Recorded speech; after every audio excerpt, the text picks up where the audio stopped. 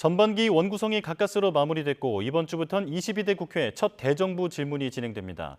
야당은 이 기간에 김홍일 방송통신위원장에 대한 탄핵 소추안 포결을 진행할 계획이어서 여야의 극한 대립은 계속될 전망입니다. 최창렬 용인대 특임교수, 박상규 시사평론가와 짚어보겠습니다. 두 분 어서 오십시오. 안녕하십니까. 네, 안녕하십니까. 자, 모레 7월 2일부터 사흘 동안 국회 대정부 질문이 진행됩니다. 내일은 운영위원회 업무보고가 있는데 정진석 비서실장 그리고 김주현 민정수석 같은 대통령실 참모가 대거 출석하는데요. 자, 일단 야당은 해병대원 수사 외압 문제부터 화력을 모으겠다라는 태세죠. 어떻습니까?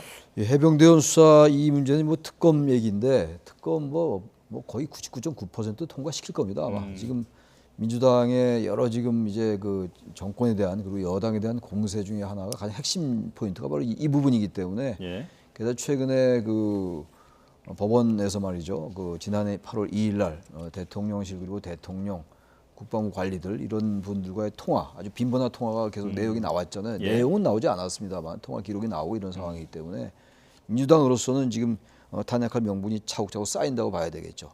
그런 측면에서 이번에 아무튼 이제 해병대 이 수사 외압 의혹 사건 이제 순직과 관련된 근데 이제 대통령실에서 대통령이 아마 제2요건을 행사할 것 같습니다. 윤 대통령이 말이죠. 그렇게 되면은 계속 이제 이게 반복될 텐데 그래서 이 부분이 지금 이제 여당의 지금 전당대회에서도 대단히 중요한 가장 핵심적인 이러한 쟁점으로 떠오르는 상황이에요 지금. 예. 그래서 이 추이를 좀 지켜봐야 될 것 같습니다 일단. 네.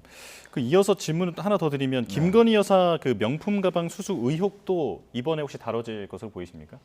근데 이 김건희 여사 문제와 이 지금 이 명품 가방 수수 의혹 이 문제와 이 지금 해병대 수사 외압 의혹 이 문제를 지금 민주당에서는 가장 중요한 공세의 포인트로 알고 있는 건데 이 두 가지가 같이 이제 그 가게 되면 말이죠. 전력이 아마 좀 분산된다는 판단할 수 있을 것 같아요. 일단 최상병 해병대원 수사 외압 이에 대한 특검 이것부터 더 주력할 가능성이 크다고 봅니다. 일단. 네네. 자, 그러면 평론가님께 질문 드리겠습니다. 지금 윤 대통령이 그 취임 2주년 기자회견에서 이 최상병 특검법에 대해서 공수처 수사가 우선이라고 얘기하지 않았습니까? 네. 하지만 민주당은 다음 주 늦어도 4일까지는 본회의에서 이걸 표결하겠다라는 입장인데 어떻게 보십니까? 네, 지금 뭐 최 평론가 말씀하셨지만 이미 뭐 당론으로 정했고 현재의 의석 구도 그러니까 192석 야 5당의 의석을 합쳤을 때 이게 통과되리라는 것은 뭐 불문가지고요. 예. 아마 반드시 통과가 될 겁니다.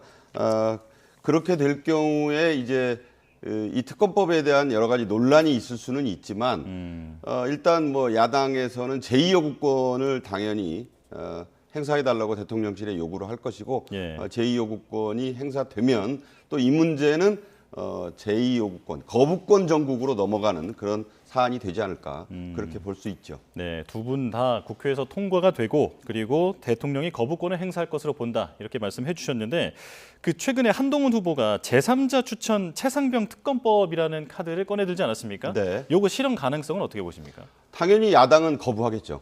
왜냐하면 이게 말이 좋아서 한동훈 후보에 의한 특검법, 이른바 제3자 특검법이라고도 하고 가장 핵심이 그거잖아요.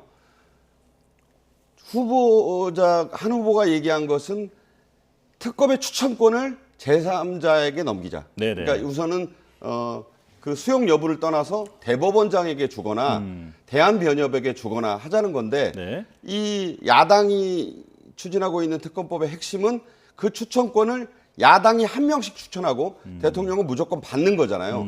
따라서 이게 핵심이기 때문에 말은 한동훈 후보가 말한 것도 해병대원 특검법이지만 이건 전혀 다른 거예요. 예. 그러니까 수정안이라고도 하지만 이건 전혀 내용이 다른 거기 때문에 그것을 놓고 뭐 지금 여당 전당대회 경선 그 후보들끼리 싸우는 것은 둘째로 치더라도 이 자체가 내용이 완전히 다른 본질이 다른 특검이기 때문에 예. 그것을 민주당이나 야당이 수용할 가능성도 제로에 가깝다. 저는 그렇게 봅니다. 네, 야당이 받을 가능성은 없어 보인다. 자, 그러면 이제 김홍일 방송통신위원장의 그 탄핵 관련된 표결도 질문을 드리겠습니다. 자, 탄핵 소추안을 당론 발의를 한 상황인데 지금 이유와 시기를 명확하게 좀 짚어봐야 할 것 같아요. 현재 2인 체제가 불법적이다. 지금 이렇게 보고 있는 거죠? 원래 방송통신위원회는 이제 5명이 운영하게 돼 있는 거잖아요. 네. 근데 지금 그렇지 않고 있어요. 지금 위원장과 부위원장 이렇게 같이 2인 체제로 운영되니까 이건 분명히 위법성이 있다고 봐야 되겠죠. 그 부분을 계속 이제 부당하게 지적하고 있는 건데 예.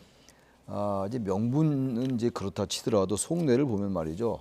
지금 이제 방송사 일부 방송사가 이제 지나치게 지난 정권에 치우쳐 있었다.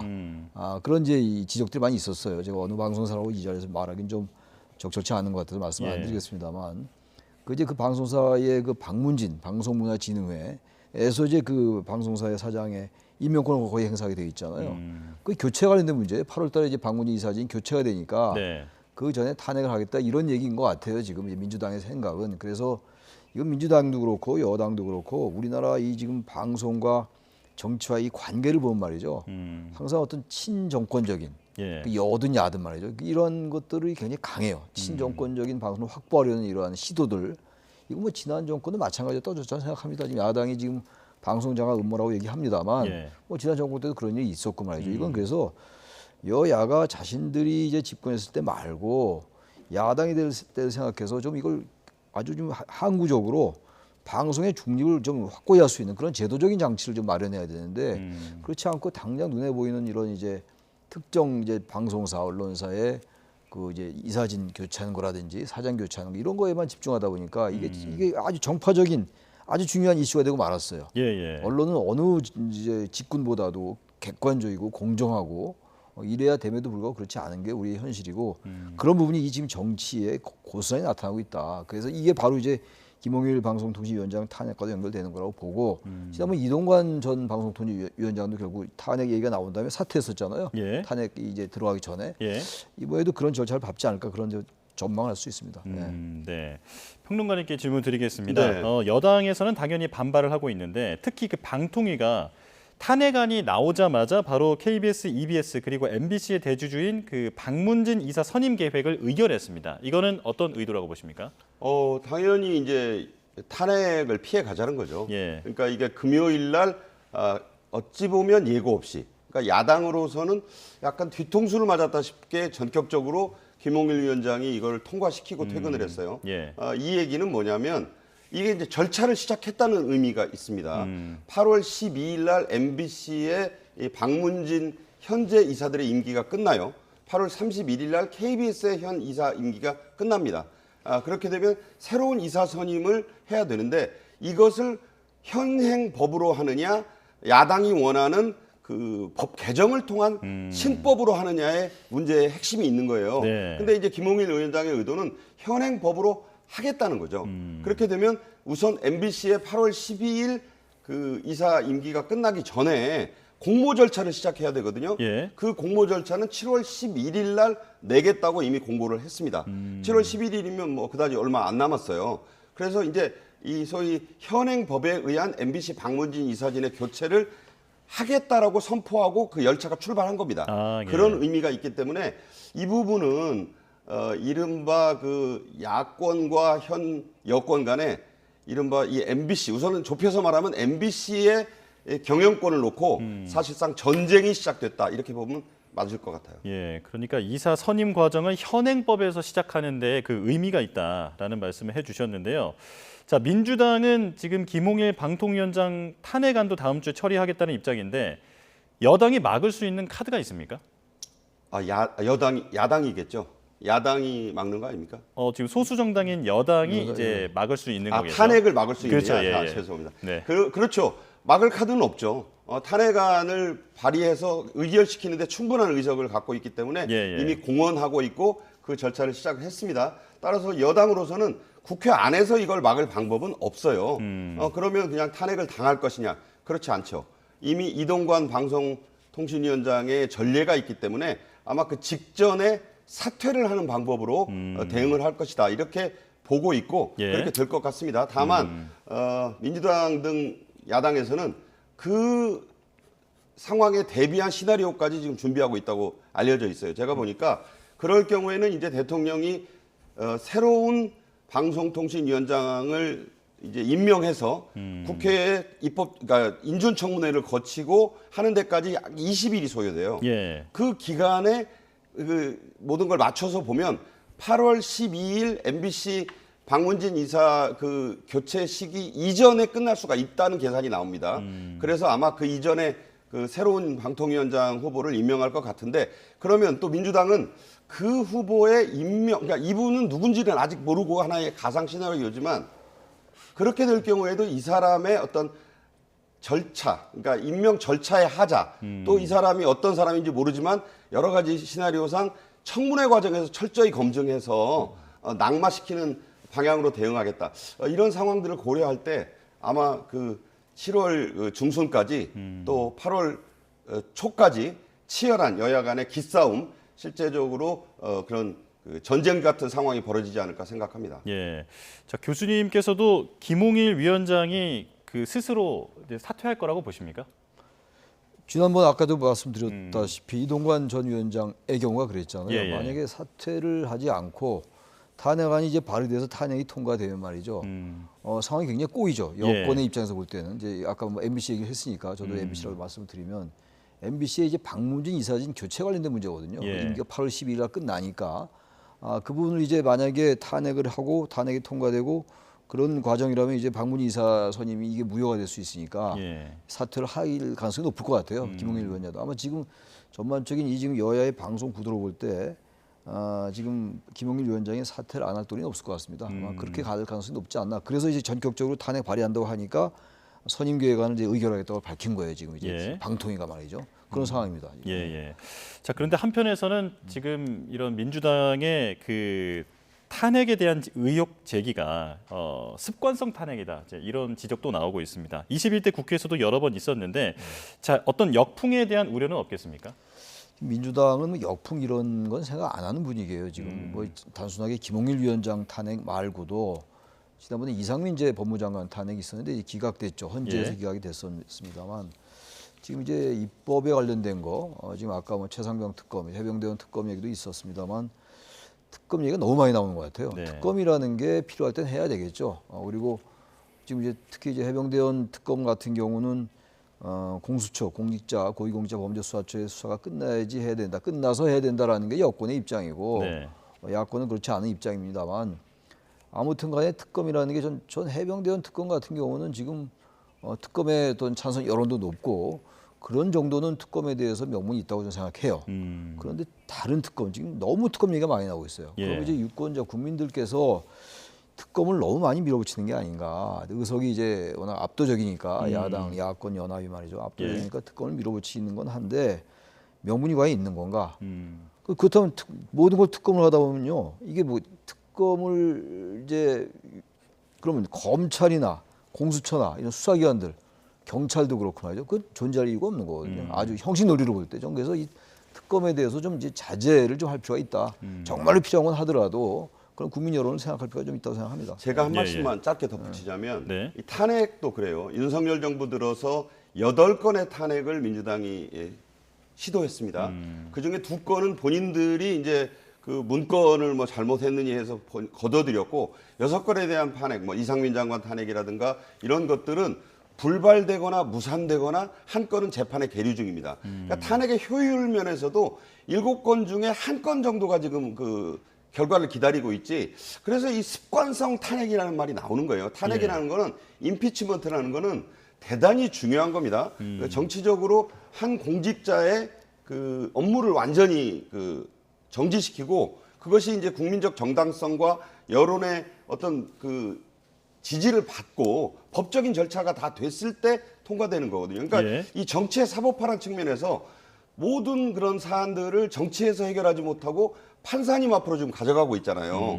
그래서 이제 이 그 판사들이 지금 아까 이게 나온 것도 한 건에 대해서 어떤 거는 그 방송에 관해서 한 건은 뭐 이 유효하다라고 했고 한 네. 건은 유효하지 않다.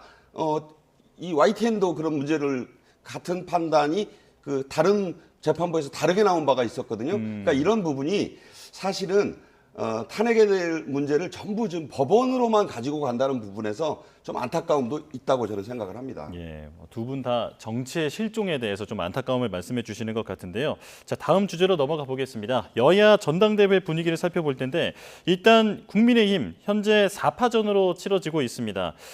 어대한이라는 말이 지금 계속 나오고 있는데 하지만 한동훈 후보가 공격받는 지점이 바로 배신자 프레임 그리고 총선 패배 책임론 이 두 가지가 나오고 있습니다. 자, 어대한의 기류 어떻게 보십니까? 지금은 뭐 앞서가는 걸로 여론조사가 나오고 있고 또 여러 가지 분위기도 당심 80이기 때문에 그렇죠.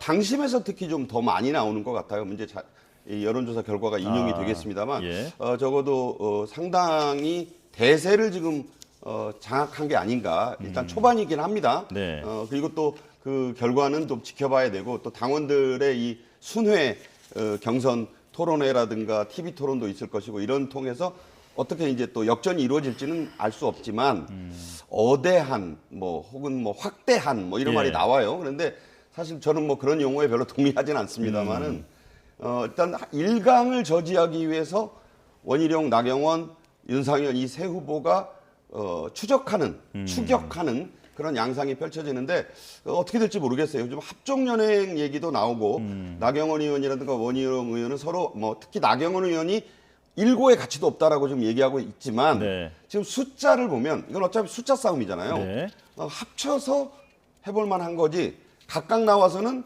어대한 분위기를 어떻게 할 수가 없다라고 한다면 지금은 아니라고 하지만 결국에는 이 부분이 7월로 넘어가면 자연스럽게 좀 수면 위로 떠오르지 않을까 그렇게 생각해 봅니다. 네, 교수님께서는 이 어대한 분위기, 기류의 변화가 있다고 보십니까? 어대한이라는 게 어차피 대표는 이제 한동훈이라는 한동훈, 예. 얘기인데 요즘 우리나라 정치에 그런 얘기가 너무 많은 것 같아요. 뭐 이제 민주당도 그렇고 그렇죠. 예. 언제부터 이상한 약자가 많은데 저는 저기 한동훈 후보가 좀 유리할 거라고 봐요 끝까지. 지금 특히 이제 민주당 아니 이게 국민의힘의 그 다른 후보들 저기 화면에 나왔습니다만 예. 지지율도 지지율입니다만 이제 이분들이 지금 한동훈 후보를 제외한 다른 후보들의 그 공격 포인트가 요즘은 또 배신자 프레임이 또 나오기 시작했어요. 네.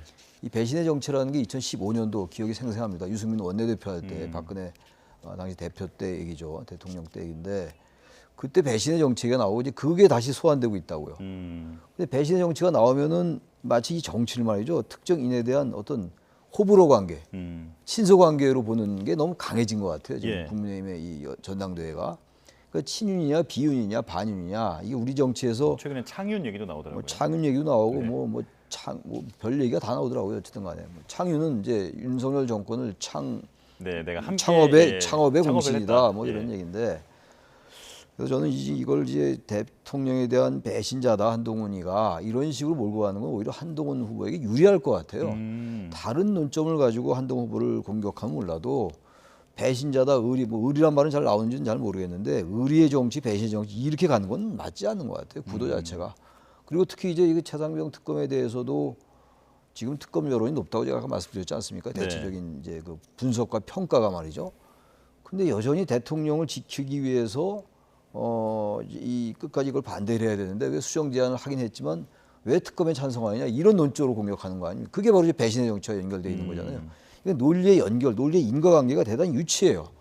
그렇게 해서 저는 한동훈 후보를 이기기가 좀 어려울 것 같아요. 이 세 분들이 전략을 좀 바꿔서 다른 논점을 가지고 전략을 개발해야지 계속 친윤 아니다. 그리고 뭐 배신자다 이런 식으로 가면은 저는 지금 영남의 당원들이 뭐 높아서 비중이 40% 된다는 거 아닙니까? 예. 그래서 아마 지금 영남 당원들 의식하는 것 같긴 합니다만 영남 당원들도 다 전략적 판단을 할 겁니다. 차기 정권 재창출이 누구를 유리할 것인가 뭐 그런 판단을 한다면 좀 지금 전당대회 이 전략 구도를 좀 바꾸는 게 제 나머지 세 후보 한동훈 후보를 제외한 그게 그분들에게 유리하지 않을까라는 생각을 합니다. 저는. 예. 그런 차원에서 제가 좀 생각해보고 싶은 게 지난번 총선을 진두지휘했던 한동훈 당시 비대위원장이 네. 2조 심판론을 내세워서 좀 용어가 어떨지 모르겠습니다. 폭망했거든요. 예. 자, 이건 무슨 얘기냐?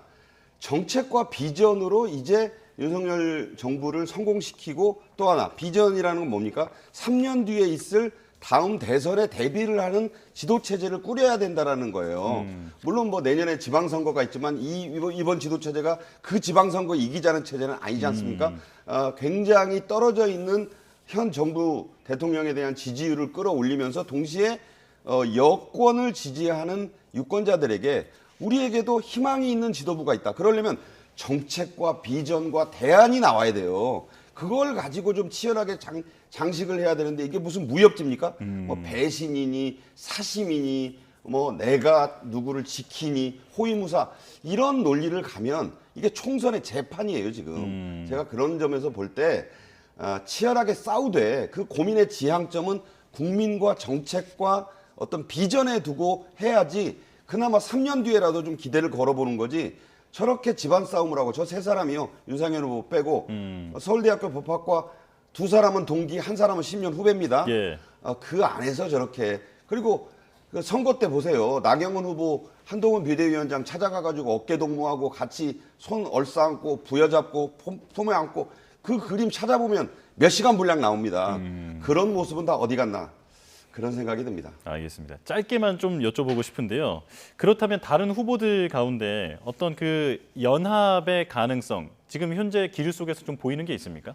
아까 말씀드린 대로 숫자가 말해주는 것을 보면 어쨌든 1강을 하고 있는 한동훈 후보를 예비 후보라고 해야 되나요? 이분을 어떻게 저지한다기보다도 역전을 해야 뭐 승부가 흥행도 되고 그런 거 아니겠어요? 그렇다면 현재 2위 그룹이 있어요. 예. 그러니까 1강, 2중 뭐 죄송하지만 윤상현 후보에게 일약 이런 구도 아닙니까? 그러면 이 중이 뭔가 공통점을 찾고 지향점을 찾아서 합친다고 하면은 비전이 좀 있을 것 같아요. 예. 약간 이 숫자상의 승부가 그렇게 되면 지금은 아니라고 하지만 정치에 지금이 아니란 말처럼 믿기 어려운 말이 없어요. 지금은 일고의 가치가 없어요. 예. 하지만 오늘 밤이 되고 내일이 되고 다음 주 여론조사가 나오면 흔들리게 됩니다. 바이든 트럼프도 보세요. 지금 더블 스코어로 1차 토론 끝나고 나서 나오니까 후보 바꾸자 그러잖아요. 예, 예. 자, 그렇다면 일고의 가치가 없는 게 아니라 백고 만고의 가치가 될 수 있는 상황이 곧 올 수 있다. 그렇게 되면 둘이 동기예요, 사실은. 네네. 나경원 원희룡 후보 예. 뭐 학교 동기 그 학맥을 얘기하자는 게 아니라 두 사람이 자연스럽게 힘을 합치면 또 하나 흥행의 카드가 될 수 있지 않을까 저는 그런 생각도 했습니다. 예, 이제 초반이니까 좀 더 지켜봐야겠습니다. 자, 이제 야당 얘기로 넘어가겠습니다. 민주당이 어대명에서 확대명, 네, 그러니까 조금 전에 어떤 이제 신조에 대해서 비판적으로 말씀을 해주셨습니다만 이제 확실히 대표는 이재명이다 이런 얘기가 나오고 있습니다. 이제 그런 얘기가 나오는 이유가 지금 이 대표의 연임을 맡겠다라고 하는 후보군이 없잖아요. 어떻게 보십니까?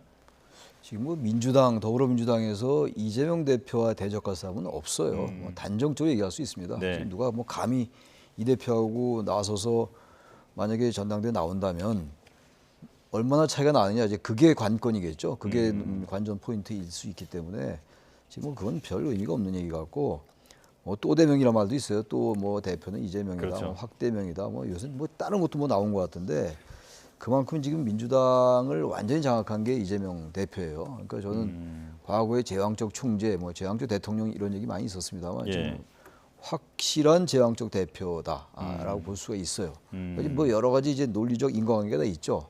근데 지금 언론적인 지적이긴 합니다만 지금 민주당이 지금 아까 탄핵 특검 이런 말씀 나눴습니다만 예. 이 우선 이제 숫자가 압도적으로 우세하니까 111석이고 야권 전체는 192석이잖아요. 이 부분에도 조금 자제할 필요가 있을 것 같아요. 물론 여권도 뭐 대단히 무능하고 총선 참패 이후에도 정말 변화와 혁신의 모습을 보이지 못하고 방금 예. 말씀 나눴습니다만 전당대회도 친윤이냐 반윤이냐 이 정도 구도로 흘러갈 정도로 이제 취약한 게 여당이라 하더라도 비판할 점이 많지만 민주당이 너무 과도하게 숫자를 앞세우는 거 아닌가. 이제 22대 국회 초반이거든요. 예, 예. 근데 이거 너무 과하게 밀어붙이는 것 같아요. 제가 그래서 거침없는 직무이다라는 느낌이 들어요. 근데 그런 모든 게 조금씩 자제하면서 가야 됩니다. 예, 예. 제도적 자제도 필요하고 권력의 행사에도 좀 절제가 필요하고 저는 그런 말씀 좀 드리고 싶어요. 원론적으로. 예. 자, 그러면 지금 다음 주제로 그냥 바로 넘어가야 될 것 같습니다. 지금 지금 김진표 전 국회의장의 그 회고록 얘기가 뜨겁지 않습니까? 네. 자, 이 부분으로 바로 넘어가 볼 텐데요. 자, 그러니까 2년 전에 이태원 참사에 대해서 윤석열 대통령이 어떤 그 특정 세력에 의해서 조작됐을 가능성이 있다라고 독대에서 그런 얘기를 들었다라는 게 지금 김진표 전 국회의장의 회고록에 나와 있는 겁니다. 자, 대통령실이 곧장 왜곡이라고 맞받아 쳤는데 이 반응에 대해서 어떻게 보십니까? 대통령실의 반응뿐만 아니라 김진표 전 의장 역시 이 파문이 자꾸 이렇게 커지니까 이런 입장을 냈잖아요. 네. 철저한 진상 규명을 위해서 여러 상황을 고려해야 한다는 대통령의 고심이 느껴졌다. 그런 열정도 느낄 수 있었다. 또 말이 아주 달라졌어요. 네. 그러면서 다만 대통령께 정제되지 않은 극단적 소수 의견이 보고되는 것이 아닌지 우려를 전한 것이다. 자, 말이 확실히 달라졌습니다. 네네. 자, 이래서 중요한 건요. 이 독대라는 거는요. 굉장히 중요한 겁니다. 조선시대 얘기를 좀 해서 안 됐습니다만은 그 유명한 효종과 송시열의 기해독대라는 게 있었어요. 예, 예. 역사에 아주 유명한 겁니다. 근데 이 사실이 공개가 안 됐어요. 왜 안 되느냐? 왕도 얘기를 안 하지만 같이 독대했던 신하도 내용을 밝히지 않습니다. 독대는 그런 겁니다. 그런데 물론 이것이 국민과 역사를 위해 중요한 내용이다라고 하면 김진표 전 의장이 말할 수 있죠. 근데 퇴임한 지 얼마나 됐어요. 그리고 본인의 최고록에 저런 내용을 썼는데 저분이 기억이 정확하지 않아요. 저분이 뭐 녹음을 해가지고 그 정확한 워딩을 기자들하고 회견한 것도 아니고 대개 이런 취지의 얘기인 것 같아요. 나는 그렇게 들었어요. 이렇게 얘기를 한 거잖아요. 그랬더니 이게 지금 민주당에서는 아주 지금 난리가 났습니다. 국회 열리고 뭐 월요일부터 총 공세를 해서 이것도 역시 탄핵 정국의 리스트에 올릴 생각인 그런 듯한 자세예요. 자, 그게 중요하다기보다는 전 국회의장이 우리나라 의전서열 2위 아닙니까? 그런 정치적 원로고 지금은 이미 또 국가의 원로로서 활동해야 될 분의 입이 참으로 가벼웠다. 그리고 나중에 저렇게 주워 담을 말이라면 차라리 안 하는 게 낫어요. 처음부터 그렇게 한 얘기가 맞다면 끝까지 밀고 나가야죠. 대통령께서 반발하고 인간적인 정말 독대한 얘기를 그렇게 왜곡해서 전할 수 있냐고 하니까 또 본인이 주워 담느라고 좀 급급이에요. 참 아쉽습니다. 알겠습니다. 지금 정치 도리가 아니라는 말씀이신데 어떻게 보십니까? 저는 이 얘기 할 수 있다고 봐요. 왜냐하면 이 회고록이라는 게 미국도 그렇고 이게 모든 걸 다 얘기하는 게 회고록이에요. 예. 그래서 이건 사석에서 얘기했던 것도 나올 수 있는 거기 때문에 이 자체가 너무 비난받을 짓은 아니라고 보고 김진표 전 의장이 얘기할 수 있다고 보는데 문제는 이 문제를 가지고 또 야당 쪽에서 이걸 가지고 과도하게 윤 대통령에 대한 여권에 대한 정치 공세의 빌미를 좀 삼는 느낌이 있어요. 이거 그러고 난 다음에 물론 이제 그때 이런 얘기 많이 있었어요. 예. 뭐 대통령께서 뭐 극우 유튜버의 의견을 많이 참고하느니 뭐 이런 얘기가 많이 들리기도 하긴 했습니다만 이런 얘기 했다고 해서 이걸 그냥 얘기하고 한두 번 비판하고 끝나야지 이걸 다시 정치적으로 쟁점화시키고 정쟁화시키는 건 맞지 않는다고요. 이태원 이 특별법이 통과가 됐잖아요. 어쨌든 간에 이럼에도 불구하고 예. 이 말을 뭐 김진표 전 의장이 이게 대통령이 안 한 말을 했다고 쓰지는 않았을 것 같아요. 전 그것까지 믿지만 결과적으로 이런 파문이 일어나니까 김진표 의장도 말을 좀 걷어들이는 편이잖아요. 그럼 말한 거에 대해서는 이 정도는 말할 수 있죠. 네. 대통령의 말이니까. 그리고 아무리 사석이라고 얘기하더라도 대통령이라면은 적어도 아무리 사석이라 하더라도 모든 말이 정제돼야 되는 거니까 할 수 있다고 보는데 이제 와서 김진표 의장이 왜 말이 가벼웠나 저는 이쪽에 중요한 쟁점이 아니라 그게 본질이 아니고 이 문제를 다시 정치 쟁점화 해가지고 여권에 대한 대통령에 대한 공세 포인트를 삼는 거 뭐 그건 어느 정도까지 할 수 있습니다. 이걸 아마 계속 또 이걸 문제 삼으려고 그럴 것 같은데 그건 전 바람직하지 않은 것 같아요. 지금 얼마나 여야에 지금 얽힌 문제들이 많아요 지금. 예, 근데 이걸 또 첨부합니까? 이건 맞지 않는다 생각합니다. 네. 네. 민생을 두고 지금 바쁜 상황이기 때문에 네, 이쯤 해야 한다 이렇게 말씀해 주셨고요. 자, 이런 이슈는 이제 계속되는 이야기니까 앞으로도 지켜보겠습니다. 자, 최창렬 용인대 특임 교수, 박상규 시사평론가와 이야기 나눠봤습니다. 두 분 고맙습니다. 감사합니다.